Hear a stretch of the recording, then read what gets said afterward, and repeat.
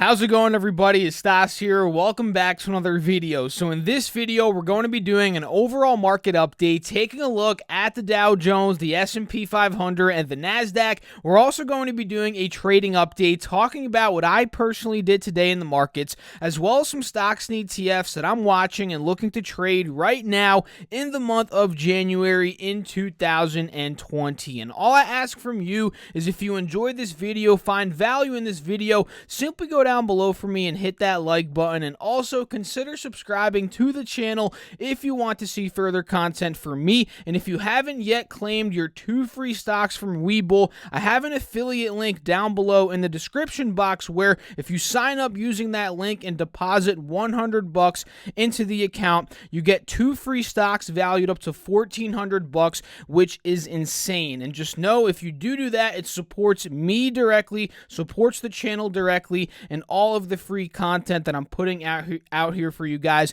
and I really do appreciate if you do use that link. So without further ado, let's talk about what ended up happening today in the market, starting off here with the SPX, the S&P 500, the 500 largest publicly traded U.S. companies. So you guys can see today we ended up going down $9.35 at the close, down 0.29%. And this is the healthy pull down that we've been waiting for here, that I've been waiting for at least over these past couple of days. You guys can see here on this hourly chart here on the S&P 500, we've seen obviously all-time highs, higher lows, all of that good stuff. And every time it seems like the S&P has gotten a bit overextended, it's pulled down, it's retraced down to this 50 SMA level, which again is on the hourly chart here, and it is this green line that you guys are seeing on my chart. So the fact that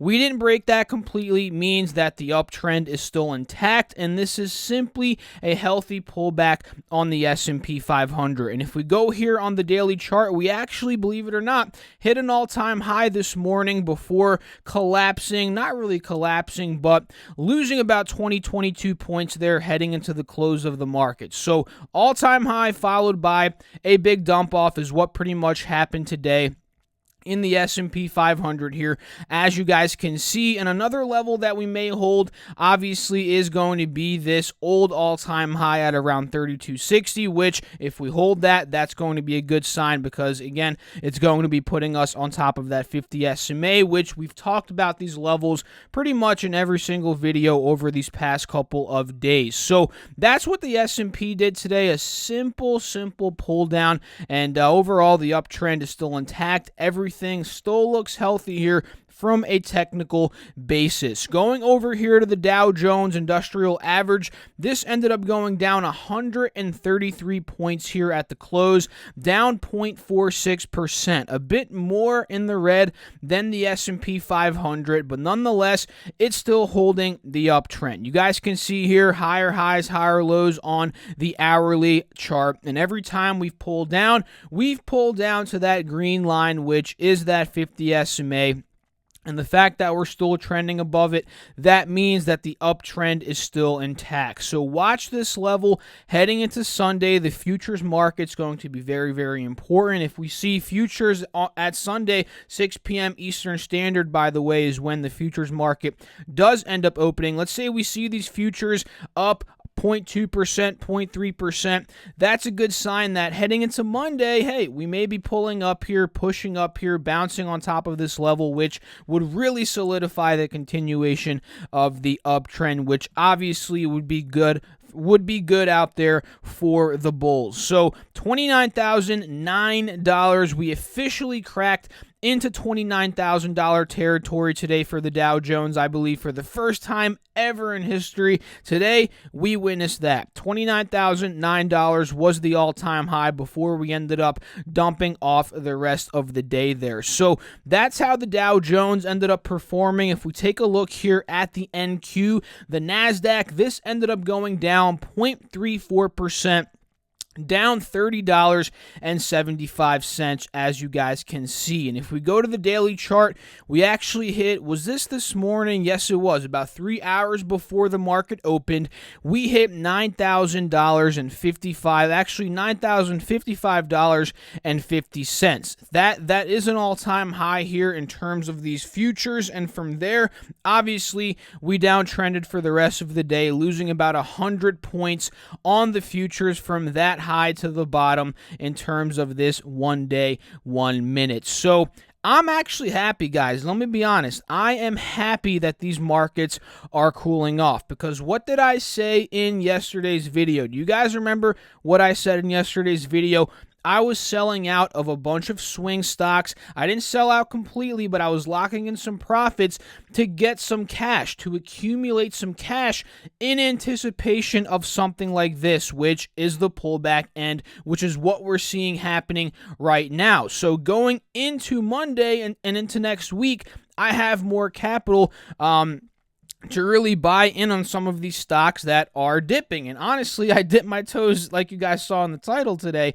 I dipped my toes into some stocks today before the weekend. And again, I have more cash next week waiting for me to buy some more of these stocks if they do end up dipping. So now that we're on that topic, let's talk about what I personally ended up doing today in terms of my trading. But wait. Before we do, drop a comment. Let me know really quick. What are your thoughts on the markets right now? The SPX, the Dow, the NASDAQ, everything going on, Iran, trade war news. I don't even think we've had any from my perspective, right? I haven't really seen anything in the headlines but Iran recently. But anyway, just drop something in the comments. Let me know your thoughts. And yeah, let's talk about now what I personally bought today. And you guys saw in the title, yes, 3 stocks were purchased. Not many of these stocks, I bought a little nibble of each of these stocks, but they were bought nonetheless. So let's talk about those 3 stocks right now. And by the title, the second part of the title, you can see Beyond Meat was in the title, right?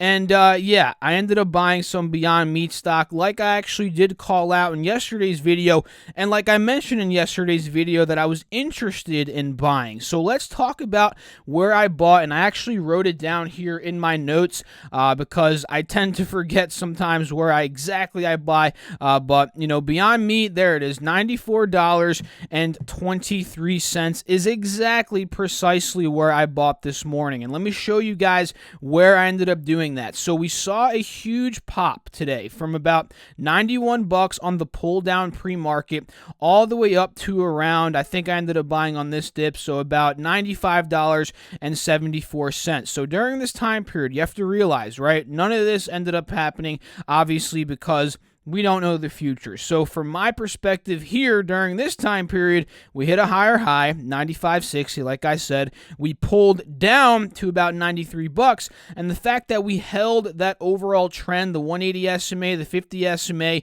at a higher low, and we pretty much continued, or we were continuing the trend from the previous couple of days, this uptrend, that's a good sign for me, and that's what I was looking for to get in, right? And again, we pulled down to about 92 bucks here. Let me go back to that daily chart to get a better look on it.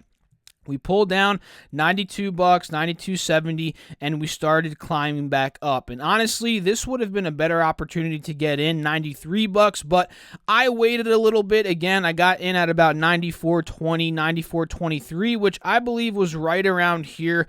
This is when I ended up buying in. And the fact that it ran up so quick, guys, up to about $98, I actually sold out a little bit. I sold in, locked in a quick profit, but the truth is, I ended up leaving some shares on the table there, for this upcoming week. And let me tell you some news about Beyond Meat now that we're on the topic here, and kind of why it's been spiking up here as of recent. So let me pull up this article. So McDonald's here said Wednesday it is going to expand its experiment in Canada with burgers using Beyond Meat supplied patties. The fast food giant plans to sell the PLT sandwich, short for plant, lettuce, and tomato. I like that. Bacon, lettuce, and tomato. Plant, lettuce, and tomato. That's a nice twist there. I like that.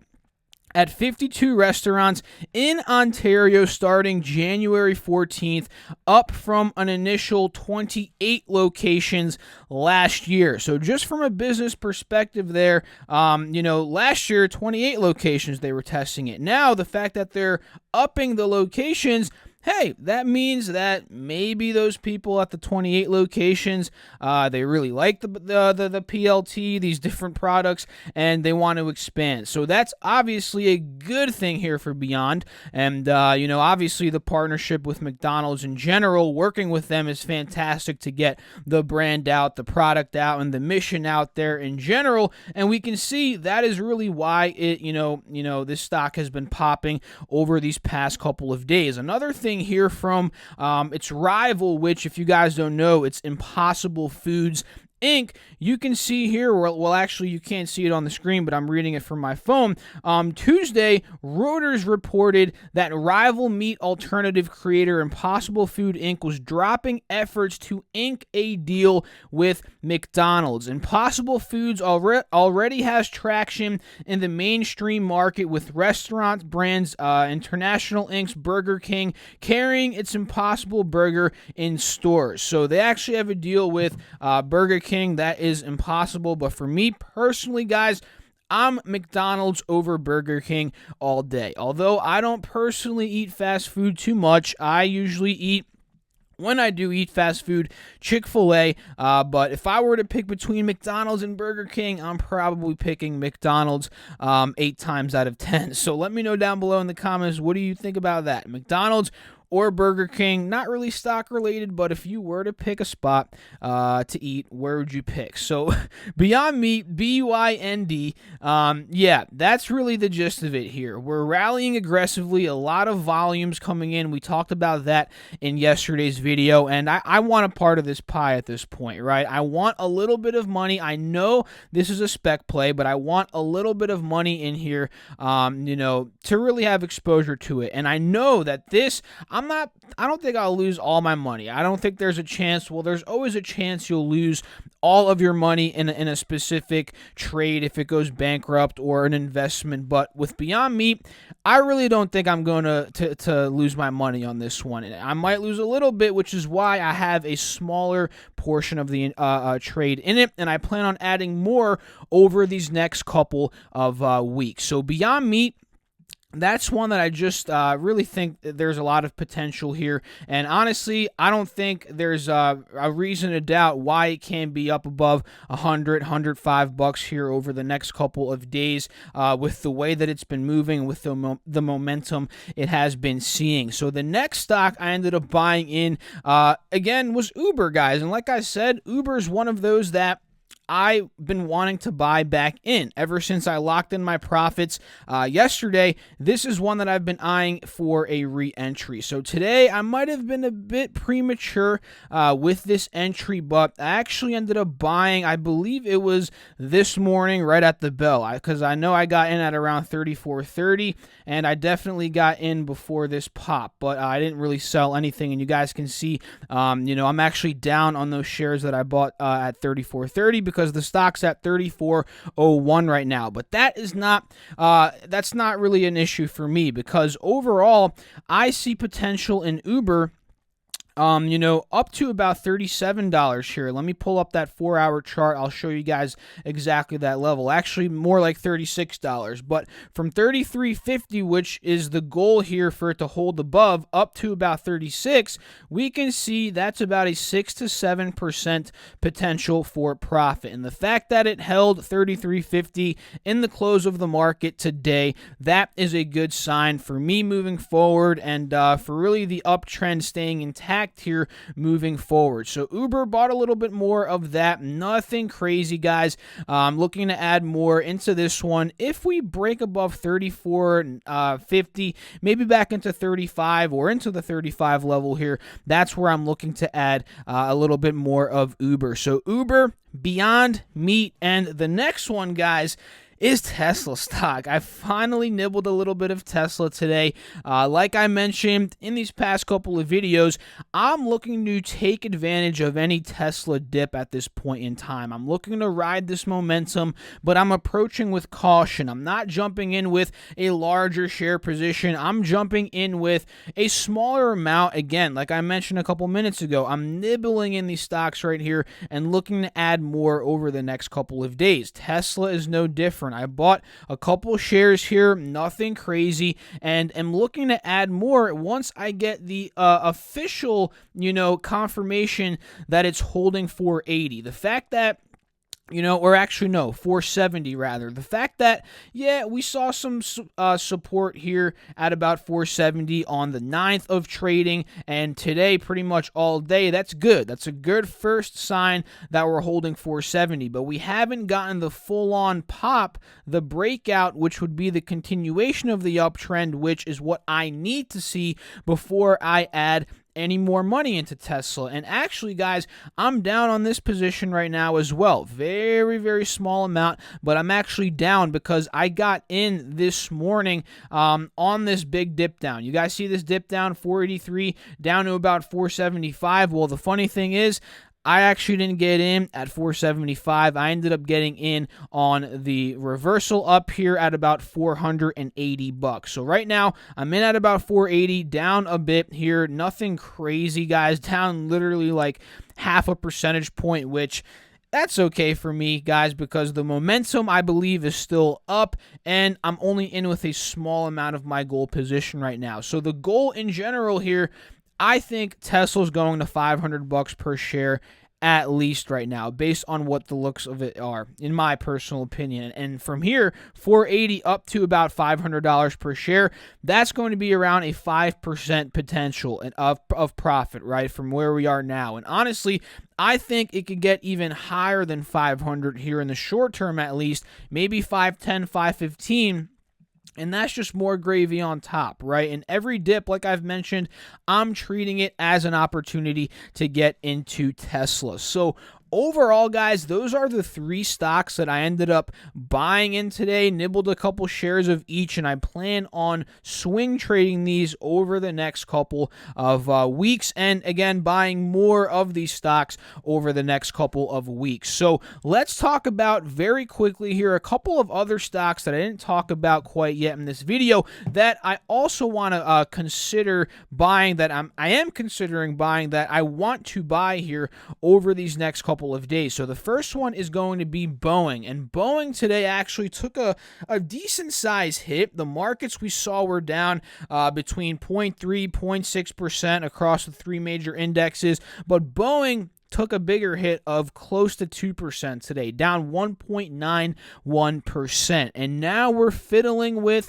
yet again, this $330 level of support, heading into this earnings report, which at this point is only about 2 to 3 weeks away from now. So this is putting Boeing in a very interesting spot, guys, because think about it. They're under pressure. They just had another plane that got, apparently got shot down. It crashed over in Iran, and that's putting more pressure on the company right now, And, at this point in time, if this were to break 330 heading into the earnings and their earnings were poor, that's like a recipe for disaster, because fundamentally speaking, earnings being poor, that's obviously not good. And technically speaking here, if we broke 330, we may be going down to $300 per share. So this is kind of the worst case scenario in that I'm thinking through here. And when you're trading and swing trading especially, you have to think about all of these different scenarios, right? So from 330 down to $300, which